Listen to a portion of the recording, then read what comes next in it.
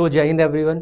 बच्चों, आज हम करेंगे आपके इम्पॉर्टेंट नेशनल मूवमेंट, ठीक है, जिसने हेल्प किया हमें किसमें, इंडिपेंडेंस में। तो सबसे पहले हमें करना है क्या, एक पार्टी के बारे में, ठीक है। वो कौन सी पार्टी रहेगी आपकी, जो आज आप देखते हो, कौन सी, INC। क्या बोलते हैं इसको? इसको बोलते हैं इंडियन नेशनल कांग्रेस, ठीक है बच्चों, ठीक है। तो ये आपके लिए बहुत इम्पॉर्टेंट है, क्योंकि आपके मैक्सिमम क्वेश्चन जो बनते हैं ना, वो यहीं से बनते हैं, नेशनल मूवमेंट से।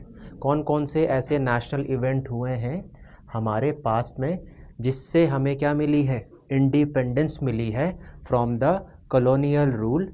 और वो कॉलोनियल रूल जो था बच्चों, वो किसका था, वो ब्रिटिशर्स का था, ठीक है।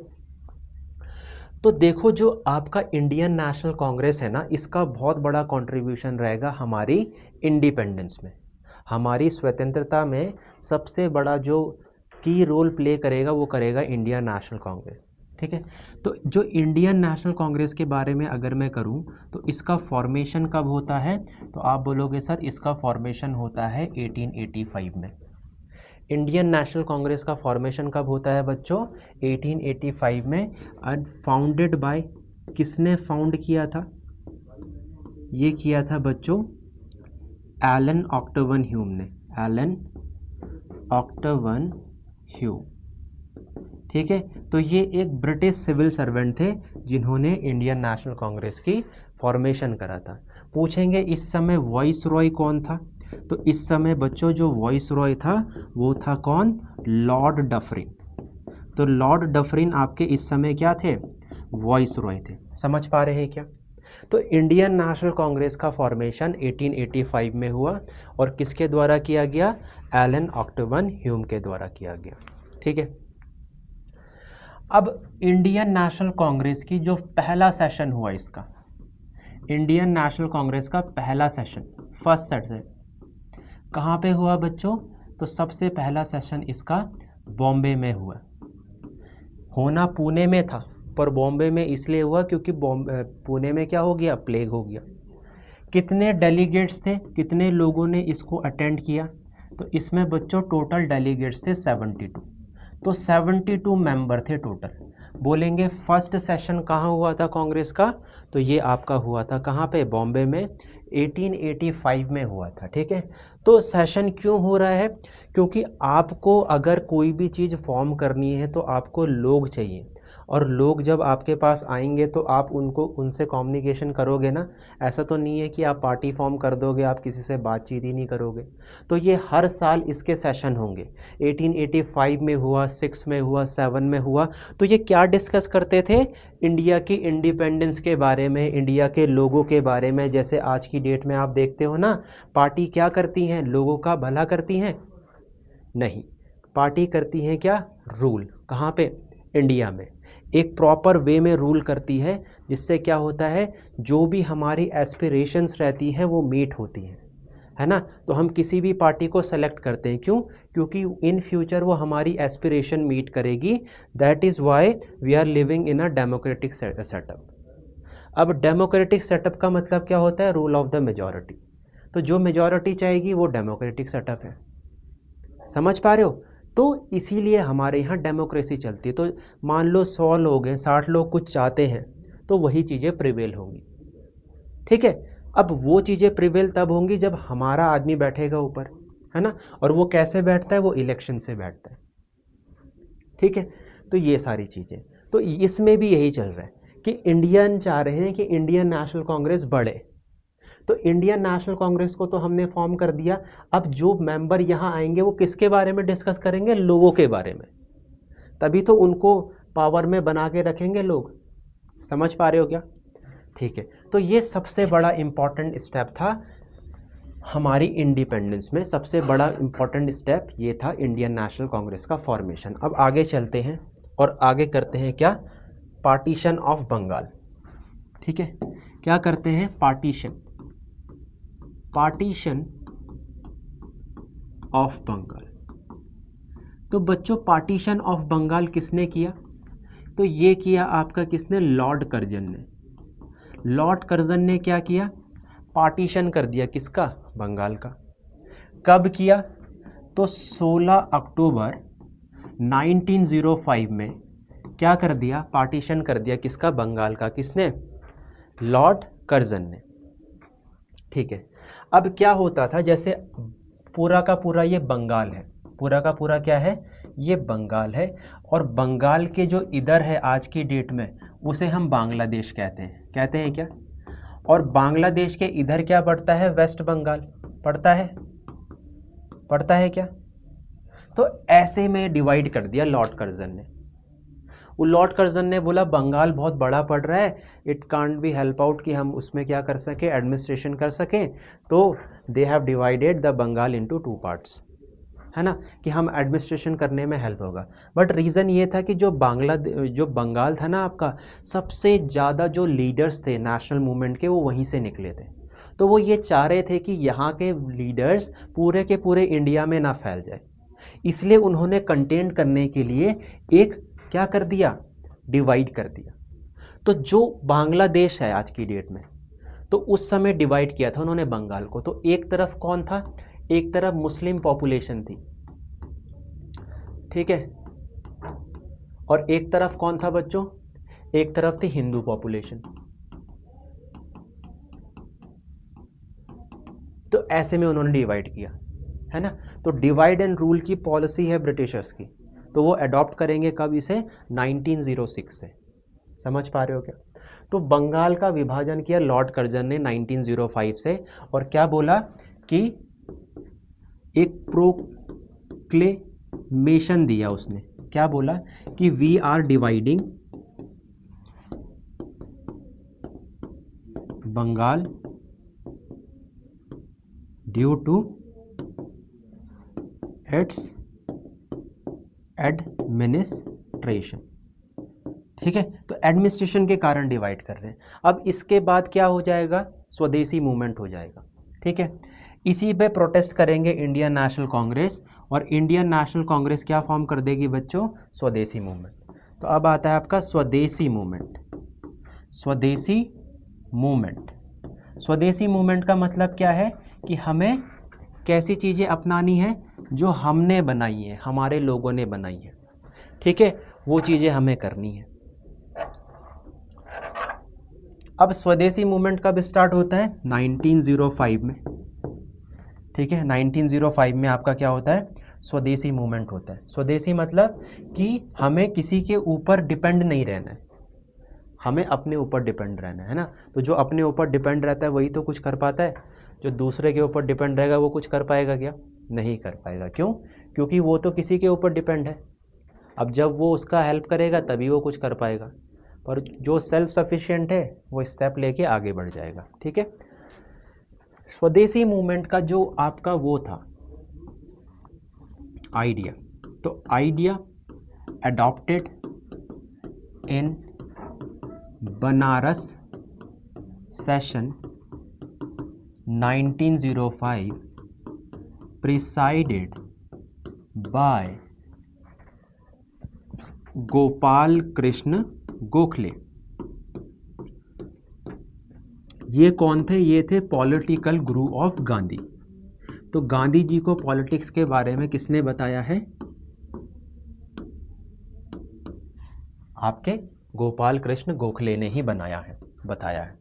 अब इसमें क्या होगा, बाल गंगाधर तिलक,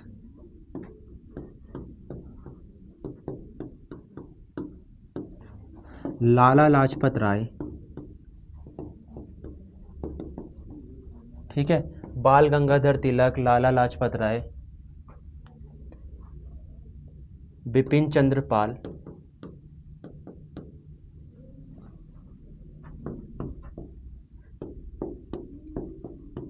and Aurobindo Ghosh, Aurobindo Ghosh played a crucial role in it, played a crucial role in the movement। ठीक है, तो इन्होंने, अब बच्चों एक और पॉइंट आपके लिए इम्पोर्टेंट रहेगा कि जो हमारे लाल बाल पाल है ना, जो हमारे क्या है लाल बाल और पाल है, ये सारे के सारे कौन से लीडर हैं? ये सारे के सारे एक्सट्रीमिस्ट हैं। एक्सट्रीमिस्ट मतलब ये एग्रेशन से काम करते हैं, एक्सट्रीमिस्ट लीडर हैं ये। जो आपके गोपाल कृष्ण गोखले हैं ना, ये कैसे लीडर हैं? ये मॉडरेट लीडर हैं। मॉडरेट मतलब ये सारी चीज़ें कैसे करते हैं? आराम से, शांत से। ये एक्सट्रीमिस्ट है, इनको गुस्सा जल्दी आ जाता है। ब्रिटिशर्स इनकी बात नहीं मानते तो इन्हें गुस्सा आ जाता है, ठीक है। शॉर्ट टेम्पर्ड है ये। तो इनका बहुत बड़ा रोल रहेगा स्वदेशी मूवमेंट में। स्वदेशी का मतलब क्या है कि विदेशी को छोड़ो, स्वदेशी अपनाओ, है ना। तो जब हम स्वदेशी चीज़ें अपनाएंगे तो हम सेल्फ रिलायंट रहेंगे, हम अपने ऊपर ही डिपेंडेंसी रहेगी, हमारे लोगों को काम मिलेगा। हमारे लोगों को जब काम मिलेगा, हम ब्रिटिशर्स में डिपेंड नहीं रहेंगे तो ब्रिटिशर्स का रूल चलेगा ही नहीं ना। अगर ब्रिटिशर्स में हम किसी भी तरीके से डिपेंडेंट नहीं है तो उनका रूल चलेगा क्या? तो आप बोलोगे सर उनका रूल चल ही नहीं सकता है। इसी वजह से स्वदेशी मूवमेंट आया था 1905 में, बट आगे चल के ये सक्सेसफुल नहीं हो पाएगा और ये दोनों के दोनों कांग्रेस में क्या हो जाएगा? स्प्लिट हो जाएगा, ठीक है। अब हम आगे बढ़ते हैं और हम करते हैं फॉर्मेशन ऑफ मुस्लिम लीग 1906, ठीक है। अब क्या आएगा? फॉर्मेशन ऑफ मुस्लिम लीग 1906, ठीक है। अब हम क्या लिखेंगे? अब हम लिखेंगे फॉर्मेशन ऑफ मुस्लिम लीग 1906। तो 1906 में किसका फॉर्मेशन हो जाएगा बच्चों? मुस्लिम लीग का फॉर्मेशन हो जाएगा। और मुस्लिम लीग ही क्या बनाएगा? पाकिस्तान बनाएगा। जो पाकिस्तान की डिमांड रखता है सबसे पहले बात, वो मुस्लिम लीग ही रखता है। तो फॉर्मेशन ऑफ मुस्लिम लीग है ना, फाउंडेड बाय, किसके द्वारा फाउंड किया था? तो बच्चों फाउंडेड बाय आगा खान, नवाब सलीम उल्लाह, आगा खान, नवाब सलीम उल्लाह, ठीक है। आगा खान, नवाब सलीम उल्लाह एंड नवाब मोहसिन उल मुल्क एंड नवाब मोहसिन उल मुल्क। तो बच्चों इनके द्वारा क्या किया गया? मुस्लिम लीग का फॉर्मेशन किया गया। तो मुस्लिम लीग ने बोला, आपने ब्रिटिशर्स को बोला मुस्लिम लीग ने या फिर मुस्लिम्स ने कि आपने कांग्रेस का फॉर्मेशन किया 1885 में, तो वो जो कांग्रेस है ना वो हिंदू पार्टी है और हमको भी चाहिए एक अलग पार्टी।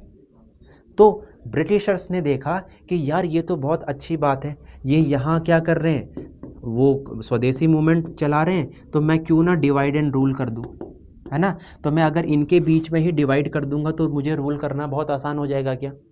तो इसीलिए ब्रिटिशर्स ने हेल्प करी इस पार्टी को फॉर्मेशन करने के लिए।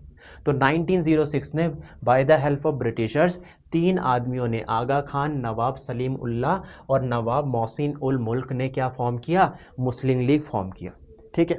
और यहीं से आप देखोगे आगे चल के ये डिमांड करेंगे पाकिस्तान की। समझ पा रहे हो क्या? ठीक है। अब करते हैं डिमांड फॉर स्वराज 1906। तो हमारे यहाँ कहीं ना कहीं वो तो चल ही रहा है। क्या चल रहा है? स्वदेशी मूवमेंट। तो स्वदेशी मूवमेंट चलते रहते हैं, चलते चलते क्या होता है? डिमांड फॉर स्वराज आता है, ठीक है। तो स्वराज मतलब क्या होता है बच्चों? स्वराज मतलब होता है सेल्फ गवर्नमेंट। सेल्फ गवर्नमेंट मतलब अपना राज, ठीक है। स्वराज का मतलब होता है अपना राज, सेल्फ गवर्नमेंट, ठीक है। तो सेल्फ गवर्नमेंट कब आती है? सेल्फ गवर्नमेंट बच्चों तब आती है जब आपकी बातें मानी जाती हैं।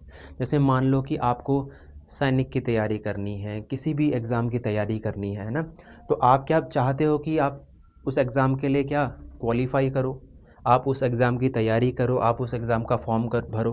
पर मान लो आपको वो अपॉर्चुनिटी ही नहीं मिलती है, आपको क्या बोलते हैं कि चलो भाई तुम खेत में काम करो या फिर तुम क्या करो, ये वाला काम करो, है ना।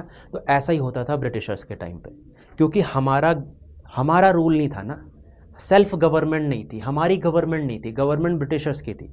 तो वो जैसे बोलते थे वैसे होता था। बट आज की डेट में ऐसा है क्या? नहीं। इसी को इंडिपेंडेंस बोलते हैं, इसी को बोलते हैं स्वराज, मतलब हम अपने विल से कुछ भी कर सकते हैं। मेरा विल करेगा मैं खाना खाऊंगा, मेरा विल करेगा मैं घूमने जाऊंगा। तो इसी को बोलते हैं क्या, इंडिपेंडेंस, फ्रीडम, सेल्फ गवर्नमेंट। तो आपके ऊपर कोई कंपेल नहीं करता, बाउंड नहीं करता कि आपको ये चीज़ें क्या करनी है, फॉलो करनी है। ठीक है। अब क्वेश्चन आता है कि सबसे पहली बार ये वर्ड किसने यूज करा।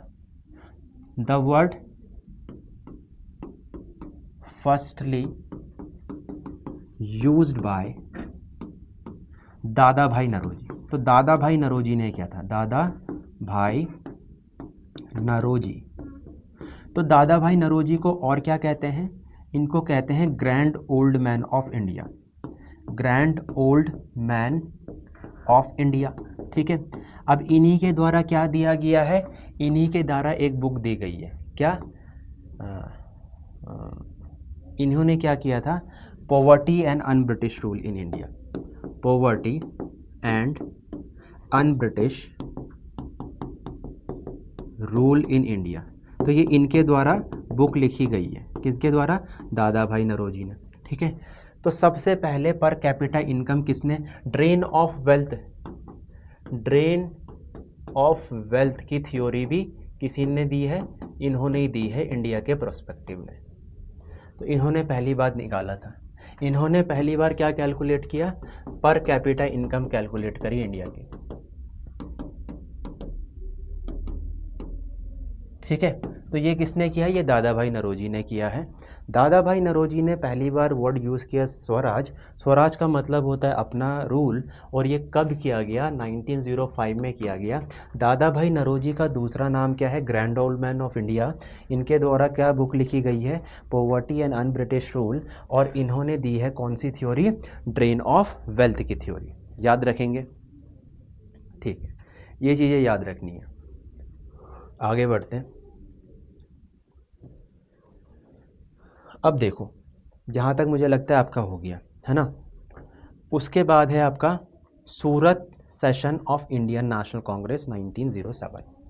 ठीक है, Surat session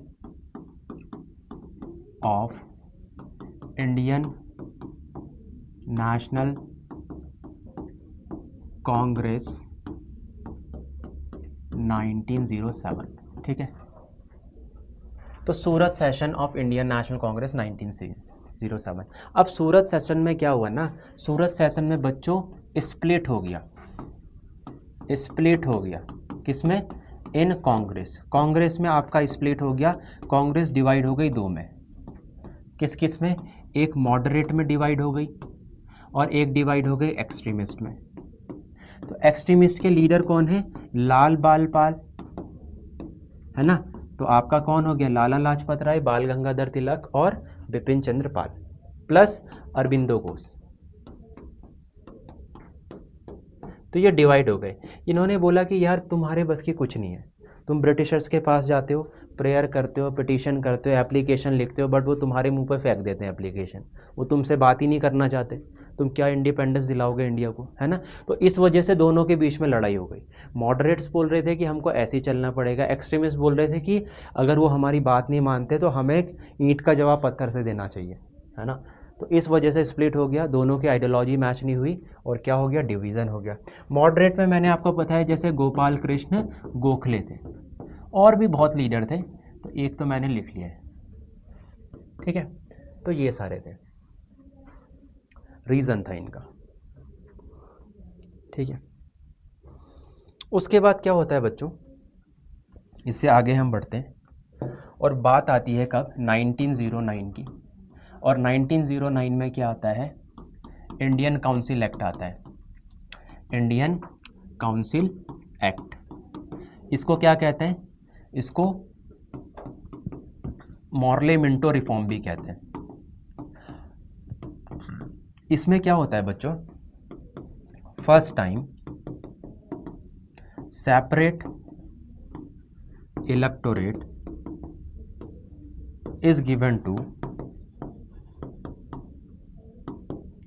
is given to Muslims।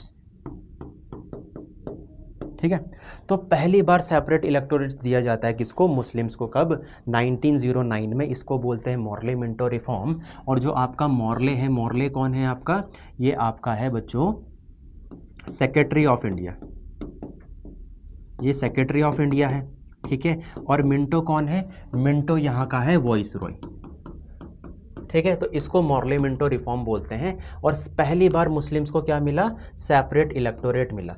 Separate electorate का मतलब क्या है, मान लो एक जगह है ना, अब उस जगह में दो रिलीजन रहते हैं, रिलीजन ए रहता है, रिलीजन बी रहता है, ठीक है। अब क्या होता है कि जो रिलीजन ए वाला है वो ज़्यादा है, वो क्या है, लार्ज है इस नंबर में। तो अब जो कैंडिडेट उठ रहा है उसका भी रिलीजन ए है, ठीक है। तो सेपरेट इलेक्टोरेट में क्या होगा ना, बी वाले वोट ही नहीं देंगे, केवल ए वाले ही वोट देंगे। अब जब ए वाले ए को ही वोट देंगे तो वो तो जीतेगा ही ना। आज की डेट में क्या है कि अगर हम वोट देते हैं तो दोनों वोट देते हैं, रिजर्वेशन रहती है पर दोनों वोट देते हैं। पर इसमें क्या है, इसमें ए वाला ए को ही वोट देगा बस, बी वाले देगा ही नहीं। अब जब ए वाला ए को वोट देगा तो ए वाला क्या बी वाले के लिए काम करेगा, नहीं करेगा। यही सेपरेशन की थ्योरी है, इसी को सेपरेट इलेक्टोरेट कहते हैं, जो कि गलत है। और यहीं से क्या होता है, divide between Muslim and Hindus क्या हो जाता है, वाइड हो जाता है, ठीक है। तो मुझे लगता है आपको यहाँ तक समझ में आया होगा। इससे आगे का हम नेशनल मूवमेंट अगली क्लास में करेंगे, ठीक है। जय हिंद बच्चों।